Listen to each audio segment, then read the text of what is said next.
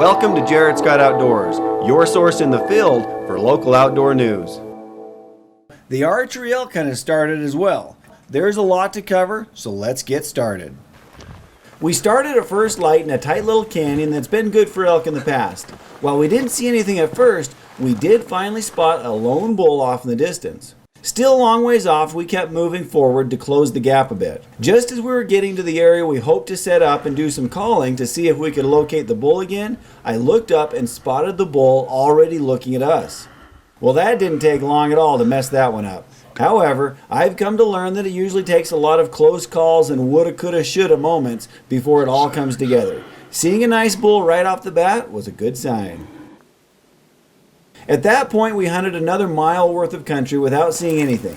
It was still pretty early, so we had plenty of time to drop into another canyon and hopefully find some elk. Getting to a high point, we sat down and did a bit of glassing. Off in the distance, I watched as several elk walked over a far-off ridge. Getting the spotting scope on them, we were surprised to find that they were all bulls. Not giant elk, but spikes, raghorns, and a couple nice 5-points. As we watched them, the two bigger ones kept sparring. It wasn't all-out fighting, but probably more just practice sparring. Either way, it was fun to watch them, even though it was from a ways out. Just suddenly, as we were packing up, we had 3 cows and a nice 6-point. Probably about a half mile away, come run across the face and then disappear. So we've got some animals now. We can at least head over that way and work, and we'll see what's going on. We have not heard a bugle yet, so they're not talking. But at least we know where some elk are, so see if we can get something going. We tried calling into a nearby canyon to see if any elk were there, but heard nothing. However, quite a ways off below us, we spotted that bigger bull with those cows that had run over the ridge closer to us earlier. They were now feeding through some patches of trees and fed into a dark patch of timber. The big bull was impressive, so we would remember that location in case nothing else materialized. We kept hunting, but to give you a quick synopsis of what happened, a big storm with plenty of lightning and thunder rolled through, and just started hailing like crazy. We figured we'd wait it out, but it was 2 hours before the hail stopped, and then it kept raining for another 2 hours. Needless to say, even though we put on our rain gear, by the time it was all said and done, we were cold and wet. Not willing to give up, we worked our way over to that spot where we had seen that nice bull feed into the trees several hours ago. As we were trying to circle around to get the wind in our favor, we nearly walked into a couple elk. We got caught by them as we tried to sneak in closer, but it was what happened next that was surprising. Jacob explained what happened here, but what we didn't know was that the microphone on the camera was full of water, and so the audio was no good. Basically, we were standing out in the open right where you see us here, and we heard a sound behind us. Looking back, a bull was standing there 20 yards away and staring at us. My bow was on the ground at my feet, and Jacob was sitting down. It turned and started walking straight away, and so I mouthed a cow call which stopped it. Then it turned and started walking around to get a better view of us. What I didn't know was Jacob was able to knock an arrow and twist around. When the bull stopped and was staring right at us, Jacob let loose the arrow. Well, he hit the bull, but unfortunately, he thought he saw the arrow go in too far back. That being said, we gave it a full hour before starting to track it. We did indeed have some blood, but the wet conditions made it hard to see it as easily. However, the soft dirt from all the rain and hail left tracks that were very easy to follow. Well, we tracked the bull several hundred yards, and while we were looking at the ground following the sign, I looked up to see a nice elk staring at us. It jogged off, but Jacob gave me the go-ahead to try to get in on it. He would keep tracking his. That would be the last time I saw Jacob that evening because I got distracted again. I ended up spotting a young bull with several cows. It was a ways off and daylight was fading, but I headed after them just to see if I could get there in time. I got to within 100 yards of the cow elk as they fed single file by me. Unfortunately, I had no cover to try to get closer, and so by the time the bull followed them, I could do nothing but watch. They were just too far off. Shooting light ended with them all feeding right out in front of me, so all I could do now was head back and see what Jacob had found.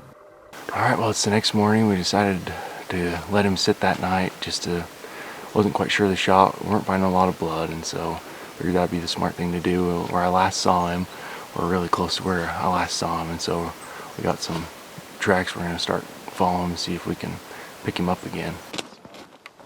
Picking up on the bull was easy from the last spot Jacob had seen it the night before. With good daylight and more favorable conditions, we followed the sign through a mess of young trees and found the bull at the bottom of the draw. Well, we didn't get a look at him when you actually shot him. No, had no idea what he looked like.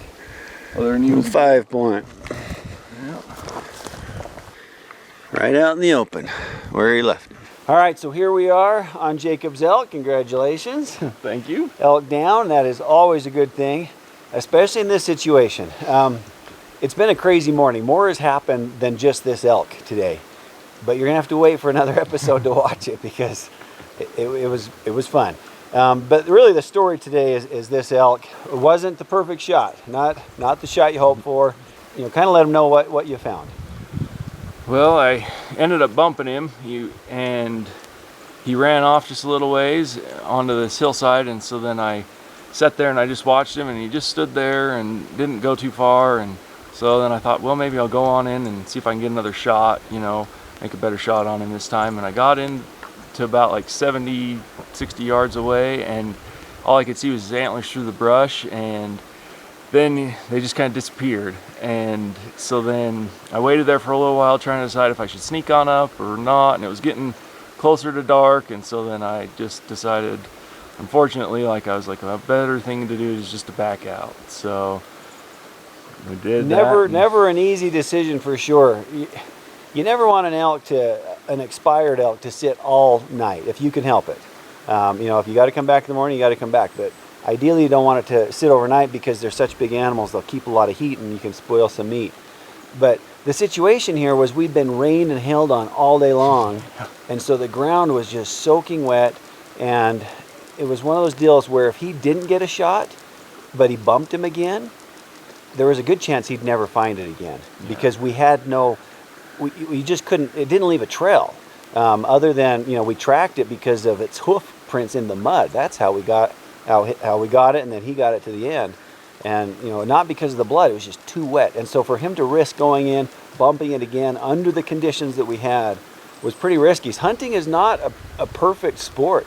Shooting is not a perfect sport. There's so many things that go into it on top of adrenaline.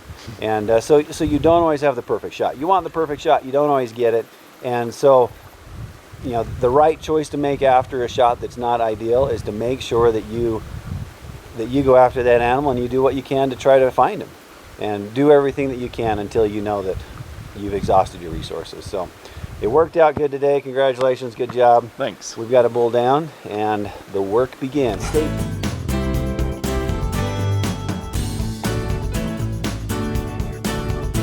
Tune in next week at the same time for another episode of Jared Scott Outdoors.